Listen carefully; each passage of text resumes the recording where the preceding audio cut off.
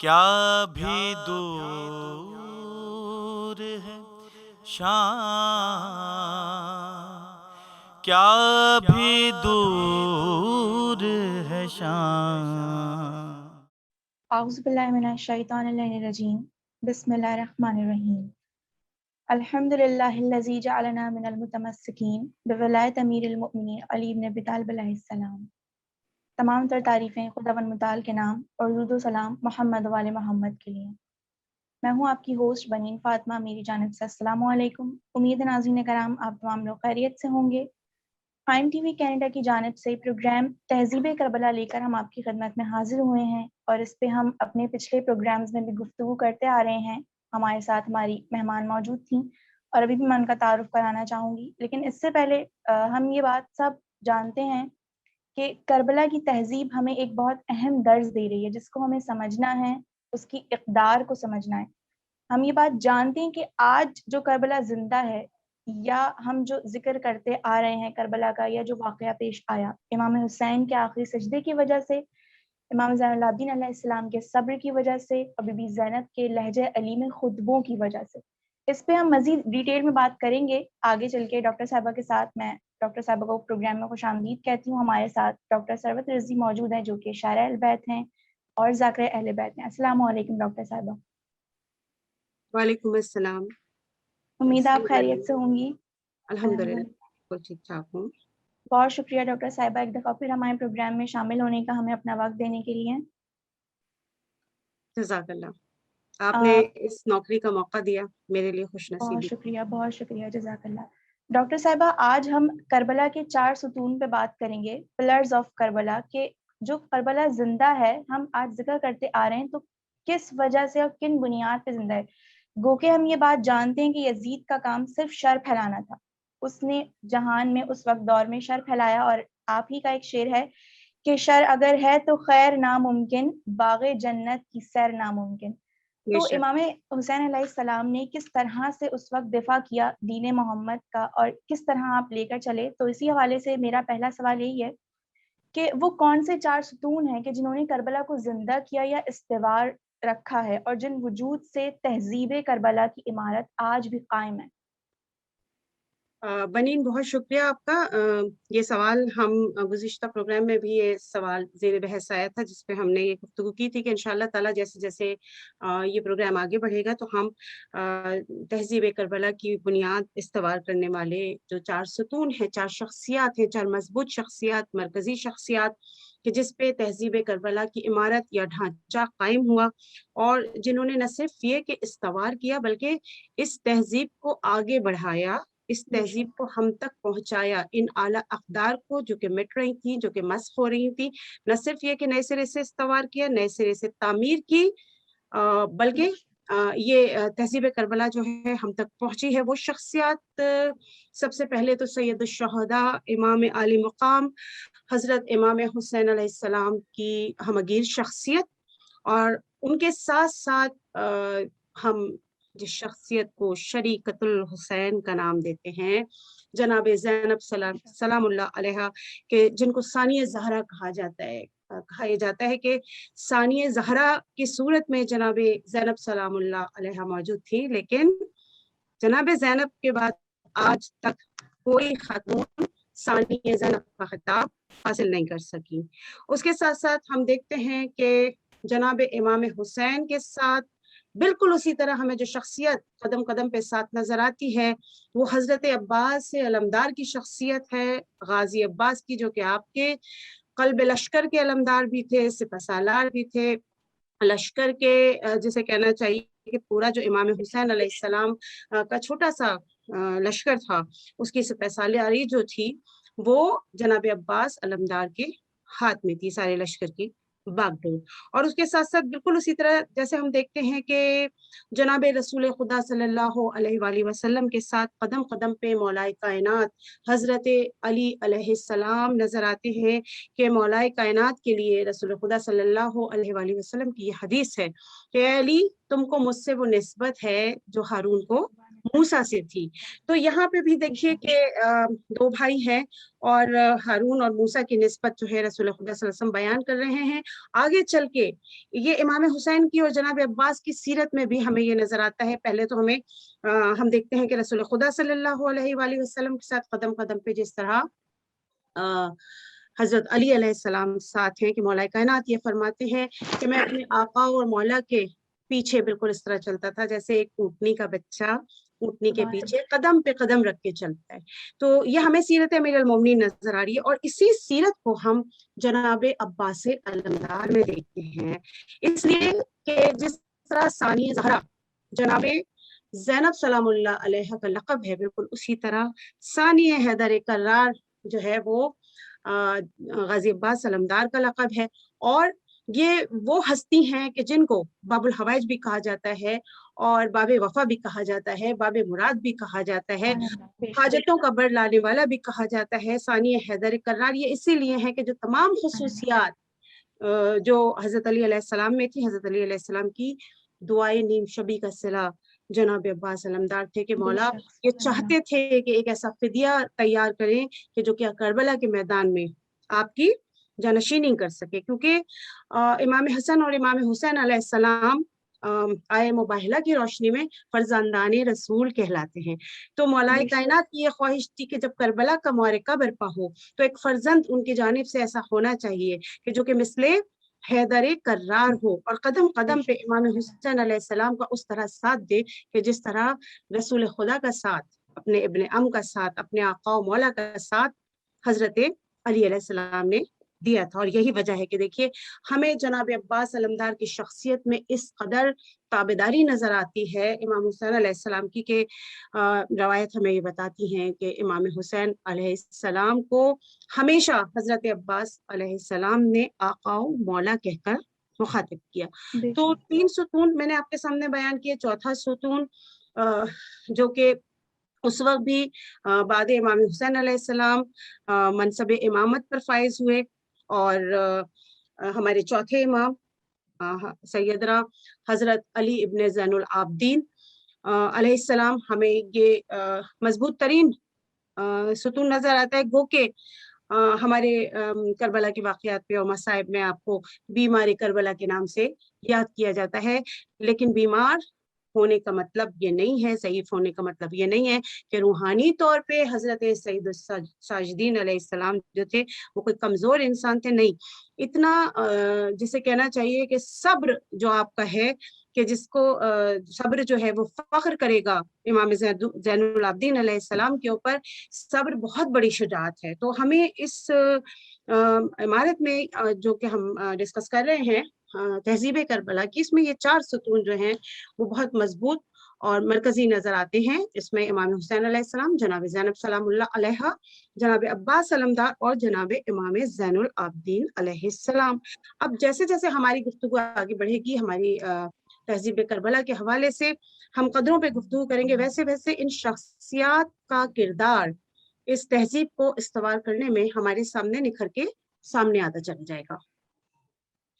بہت بہترین انداز میں آپ نے سمجھایا. میں ایک بات ضرور کوٹ کرنا چاہوں گی کہ بہت سے لوگ آپ نے ابھی عرض کیا کہ امام زین العابدین علیہ السلام کے بارے میں مطلب کہتے ہیں کہ آپ ضعیف تھے یا بیمار ہو گئے تھے، تو یہی آپ کا لقب مطلب ہو گیا ہے کہ سید الساجدین بیمار کربلا. تو بہت غلط سینس میں بھی اس کو لوگ لیتے ہیں. تو یہ تو مشیت خداوند متعال تھی کہ اس وقت آپ کا بیمار ہونا تاکہ امامت چل سکے. تو اس بات کی ذرا کو تھوڑا سا محفوظ، بالکل حجت خدا کی حفاظت کا ذمہ خود خداوند عالم نے لیا ہے. تو اس وقت وقتی طور پہ امام زین العابدین علیہ السلام شدت تب کا شکار ہوئے اور یہی وجہ تھی کہ میدان جنگ میں، میدان جہاد میں امام زین العابدین علیہ السلام شریک نہیں ہو سکے اور اس وقت شہادت سے آپ محفوظ رہے.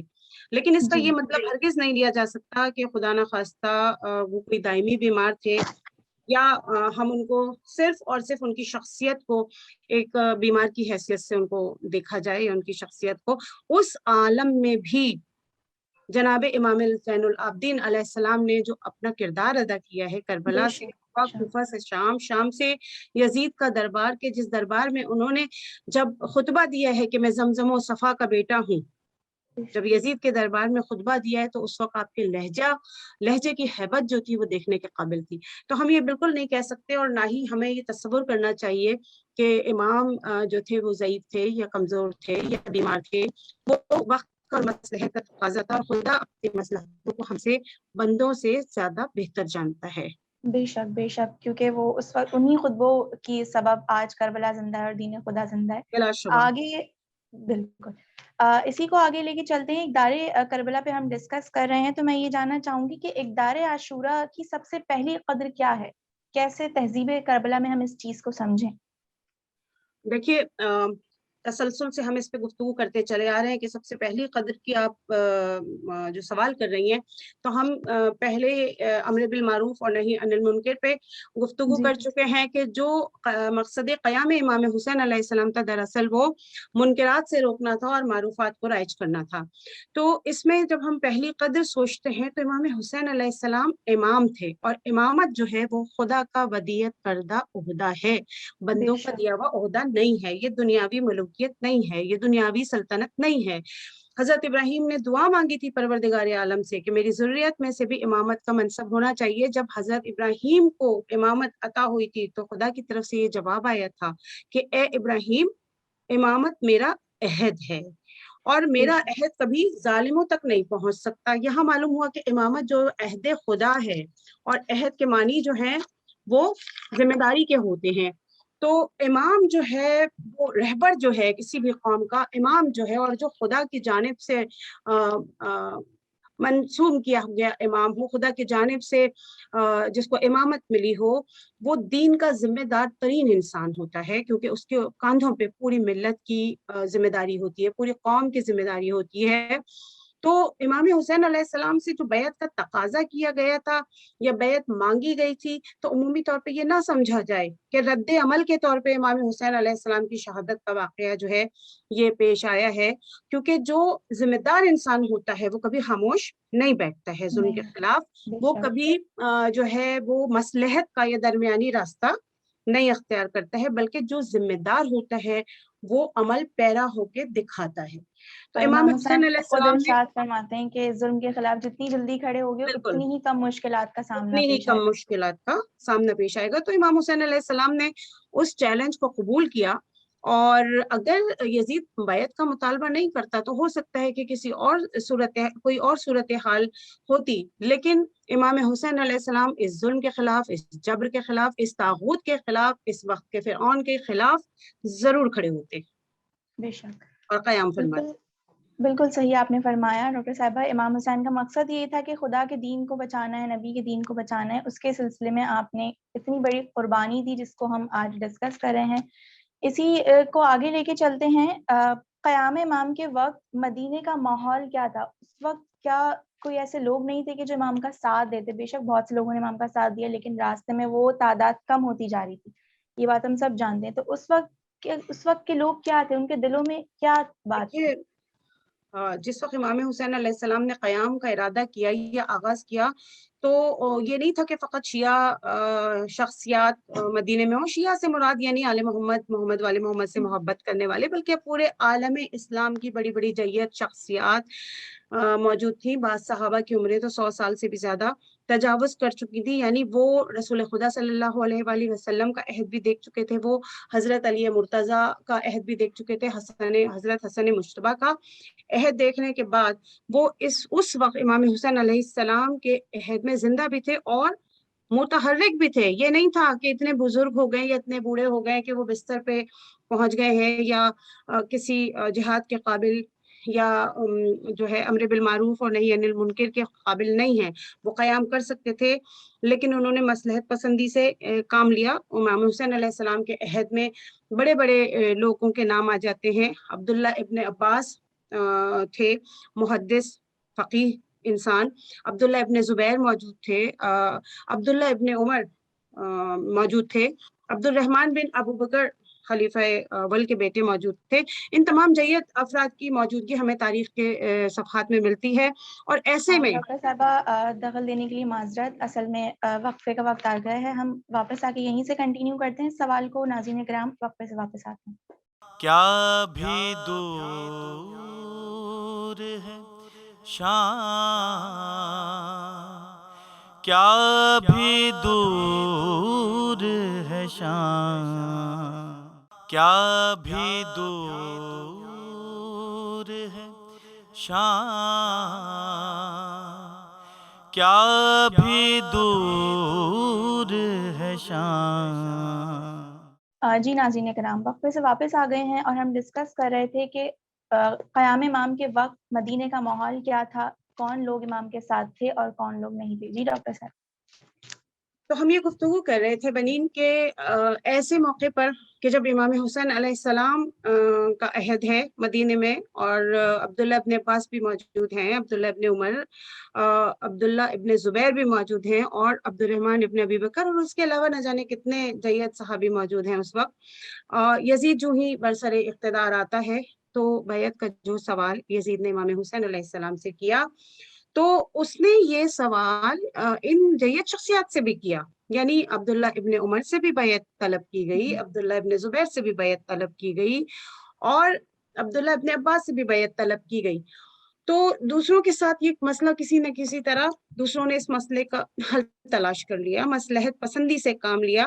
عبداللہ ابن عمر نے ضعیف تھے، مدینے کے باہر خیمہ لگا لیا اور زہد و عبادت میں مشغول ہو گئے، کہ جیسے ان کو دنیا سے کوئی سروکار نہیں ہے اور انہوں نے درویشی اختیار کر لی ہے۔ عبداللہ ابن زبیر بن عوام کے جو فرزند تھے وہ خاموشی سے راتوں رات مکے چلے گئے، اور انہوں نے جا کے اگر آپ لوگوں نے مختار نامہ دیکھا ہے تو جی جی اس میں یہ پورا واقعہ موجود ہے کہ انہوں نے جا کے مکے میں جا کر خانہ کعبہ میں پناہ ڈھونڈ لی تھی، اور ان کا خیال یہ تھا کہ اب حرم کی سرزمین پر جو ہے ان کو کوئی خطرہ نہیں ہے۔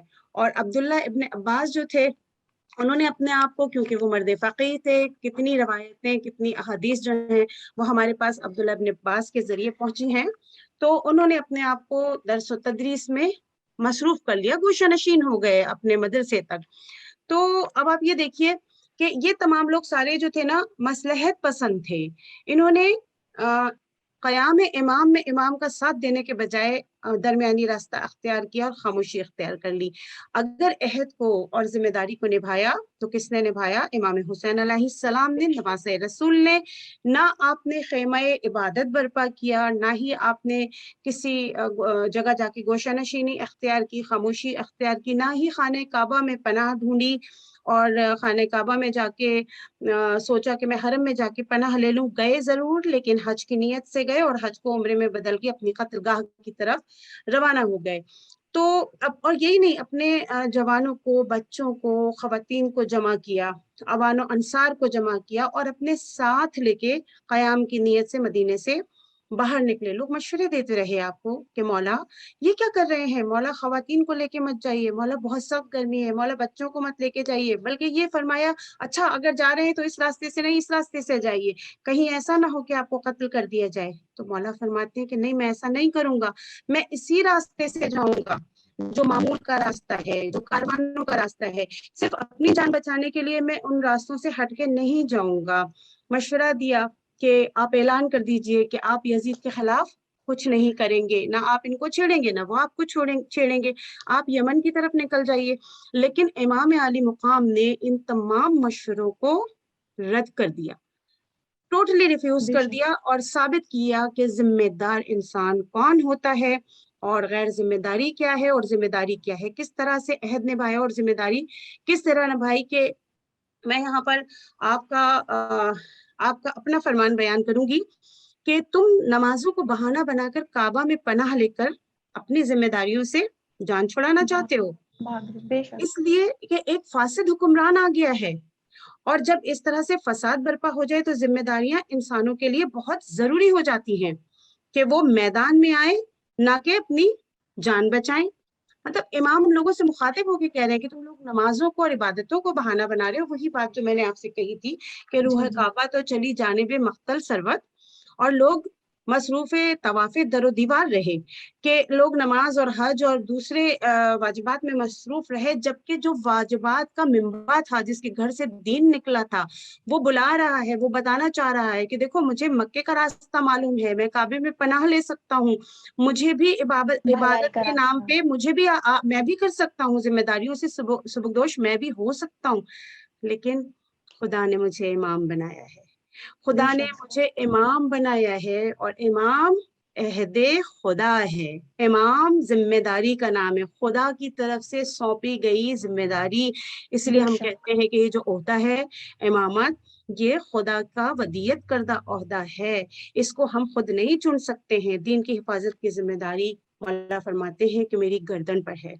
میں کس طرح یہ کہہ سکتا ہوں کہ تم حکومت کرو اور میں اپنی عبادت کروں گا؟ تم مجھے نہیں چھیڑو، میں تمہیں نہیں چھیڑوں گا، نہیں، یہ ممکن نہیں ہے۔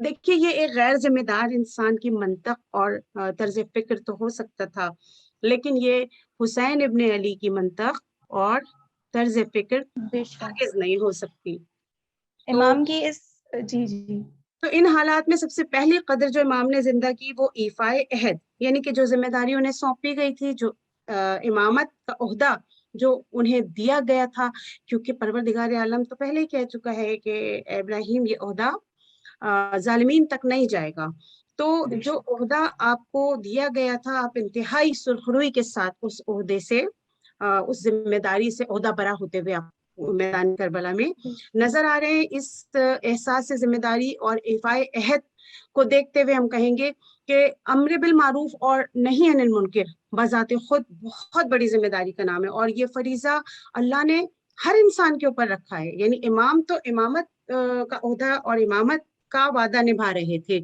لیکن ایک عام انسان کے لیے بھی ضروری ہے کہ جو ذمہ داری اس کو دی گئی ہے، اگر وہ حسینی ہے تو امام حسین کی سیرت و کردار پہ عمل کرتے ہوئے وہ کوشش کرے کہ جو بھی ذمہ داری اس کو دی گئی ہے اس کو پورا کرے۔ یقیناً کربلا کی اس اقدار سے ہم یہ بھی سبق سیکھ رہے ہیں کہ اپنی ذمہ داریاں نبھائیں، عہد نبھائیں، کہ کربلا ہمیں درس ہی دے رہی ہے، امام ہمیں درس ہی دے رہے ہیں، انہوں نے جو اپنے نانا سے کیا وہ وعدہ پورا کیا۔ تو جو بھی تعلیمات ہم اسی پہ ڈسکس کر رہے ہیں، بیسکلی اقدار کربلا یہی ہے۔ تو آگے چلتے ہیں، بات ہو رہی تھی مدینے کے لوگوں کی، تو اس وقت خداوند متعال کی طرف سے ہم اگر اپنی بھی بات کریں آج کے اس دور میں کیا ذمہ داریاں ہم پر عائد کی گئی ہیں کہ ہم اقدار کربلا کو کس طرح اپنی زندگی میں شامل کریں، اس سے سبق سیکھیں، اور نہ صرف سیکھیں بلکہ ان تمام باتوں پر عمل بھی کریں، کیونکہ صرف سننا یا بتانا تو لازم نہیں ہوتا، اس پہ عمل کرنا بھی ہماری ذمہ داری میں شامل ہے۔ بنین، ہم اپنی گفتگو میں بار بار اسی چیز کو کہتے ہیں کہ سب سے پہلی چیز کردار سازی ہے۔ امر بالکل بالمعروف سے پہلے، نہی عن المنکر اور امر بالمعروف پہلے ہمیں اپنی ذات پہ اس کو امپلیمنٹ کرنا ہوگا، کہ ہمیں اپنی کردار کو بنانا ہوگا، کردار سازی کرنی ہوگی، ہمیں سیلف مینجمنٹ کرنی ہوگی۔ اگر ہمارے اندر کسی چیز کی کمی ہے، اگر ہمارے اندر منکرات پائے جاتے ہیں، تو ہمیں سب سے پہلے ان منکرات کو رد کرنا ہوگا، اپنے اندر سے ان منکرات کو نکالنا پڑے گا۔ دیکھیے اقبال کی شاعری میں بہت ساری ہمیں وہ چیزیں ملتی ہیں جو کہ مورل ویلیوز آف کربلا میں شامل ہیں، یعنی تہذیب کربلا میں۔ نکل کر خانقاہوں سے ادا کر رسم شبیری، نکل کر خانقاہوں سے ادا کر رسم شبیری، کہ فقر خانقاہی ہے فقط اندوہ و دلگیری۔ تو دین جو ہے کسی خانقاہ میں بیٹھنے کا نام نہیں ہے، دین جو ہے وہ ہمیں اسی دنیا کے ساتھ، اسی معاشرے کے ساتھ زندہ رہنا، اور اس معاشرے میں اس شان کے ساتھ زندہ رہنا ہے، اپنی ذمہ داریوں کو نبھانا ہے جو شان ایک حسینی کی ہونی چاہیے۔ کعبے میں بیٹھ کے نمازوں کے سائے میں احرام پہن کر عبادت کے بجائے خدمت خلق کے نام پر ذمہ داری سے جان تو چھڑائی جا سکتی تھی، لیکن میں آپ کو بتاؤں کہ اگر غیر ذمہ دار لوگ کعبے میں بھی جمع ہو جائیں نا، تو اللہ تعالیٰ کا عذاب، یعنی کعبہ جانوروں کے لیے بھی جائے امان ہے، لیکن ہم دیکھتے ہیں ماضی میں کہ جب ابرہہ کا لشکر آیا، ٹھیک ہے، تو خانہ کعبہ پر بھی جو ہے اس وقت ابابیلوں نے کنکریوں کی جب برسات کی، تو کعبہ بھی جو ہے وہ جائے امان نہیں رہا، اور وہاں پہ بھی جو ہے مجرموں کو سزا دی گئی۔ تو اللہ تعالیٰ کی جانب سے جو ذمہ داریاں حیثیت انسان و حیثیت اشرف المخلوقات ہم پر عائد ہیں، ان کے لیے ہمیں کہیں دور جانے کی ضرورت نہیں ہے۔ ہمارے پاس قرآن مجید موجود ہے، کیا ذمہ داریاں ہمیں سونپی گئی ہیں، ہمارے پاس سیرت معصومین موجود ہے کہ ہماری ذمہ داریاں کیا ہیں۔ فقط ہمیں اپنے بال بچوں کو پالنا اور صبح سے شام، شام سے صبح کرنا یہ کوئی کمال نہیں ہے، صرف بے یہ شک ہمارا ہے کہ سب آج سے کل سے بہتر ہوگا تو ہی یہ ہماری بالکل سب سے بڑی کامیابی ہے، قدم مولا کا قدم خود پہ قول ہے۔ قرآن اور بالکل حدیث دیکھ لیجئے، نہج البلاغہ سے تمسک رکھیے، نہج البلاغہ کھلی کتاب کی طرح ہمارے سامنے ہے، اور پھر وہی بات آ جاتی ہے گھوم پھر کر امر بالمعروف اور نہی عن المنکر، گویا کوزے میں پروردگار عالم نے دریا کو، یہ سمندر کو بند کر دیا ہے، کیونکہ منکرات میں وہ تمام چیزیں آ جاتی ہیں جو دین میں نہیں ہیں، جو شریعت میں نہیں ہیں، جن کو عقل تسلیم نہیں کرتی، اور معروفات میں وہ تمام چیزیں آ جاتی ہیں جو دین میں ہے، جو شریعت میں ہے، جو پیغامات معصومین میں ہیں، جو قرآن کے احکامات میں ہیں، اور جن کو عقل تسلیم کرتی ہے۔ اسی لیے دیکھیے زیارت عاشورہ میں ہم گواہی دیتے ہیں کہ اشہد انک امر بالمعروف و نہی عن المنکر، کہ آپ نے بے شک بے امر شک بالمعروف کیا اور نہیں عن المنکر کیا۔ تو ایک حسینی کی حیثیت سے، ایک مسلمان کی حیثیت سے، ایک شیعان محمد والے محمد کی حیثیت سے، اور ایک اچھا اور باکمال انسان ہونے کی حیثیت سے ہمیں ضروری ہے کہ سب سے پہلے ہم اپنی کردار سازی کریں، اور بے ہم شک اپنے خدا سے، ہمارا جو عہد ہے، ہماری جو ذمہ داری ہے بحیثیت مسلمان، ہم اس کے اہل ہو سکیں کہ ہم اس ذمہ داری سے، اس عہد سے سرخ روئی کے ساتھ عہدہ برا ہو سکیں۔ بالکل، اس پروگرام کو تخلیق کرنے کا مقصد یہی تھا کہ ہم اپنی کردار سازی کر سکیں، اور ہمیں اپنے سے سٹارٹ کرنا ہے تو ہی ہم کسی دوسرے کو اس بات کی کا درس دے سکیں گے یا ہم اس کو سکھا سکیں گے۔ بہت خوبصورت انداز میں آپ نے ہمیں بتایا آج ڈاکٹر صاحبہ کہ کربلا کے ستون کیا ہیں، کن 4 ستونوں کی بنا پر کربلا آج بھی زندہ ہے، کیا پہلی قدر تھی۔ آگے ہم مزید مورل ویلیوز ڈسکس کریں گے، لیکن آج ہمارے پاس اتنا ہی وقت تھا، اور بہت اچھا لگا آپ سے بات کر کے، آپ سے سمجھ کے۔ بہت پیارے انداز میں آپ نے ہمیں سمجھایا، پروردگار آپ کی توفیقات میں اضافہ کرے۔ اور ایک دفعہ پھر شکریہ ادا کرنا چاہوں گی آپ کا، پوری ٹیم کی جانب سے آپ نے ہمیں اپنا وقت دیا۔ جزاک اللہ، بہت شکریہ۔ ناظرین کرام، یہاں پہ پروگرام کا وقت اختتام کی طرف پہنچتا ہے۔ پروگرام کے فیڈ بیک سے ہمیں لازمی آگاہ کریے گا۔ وآخر دعوانا اللہ العالمین۔ رو کے سجاد سے کرتی تھی سکینہ یہ کلام،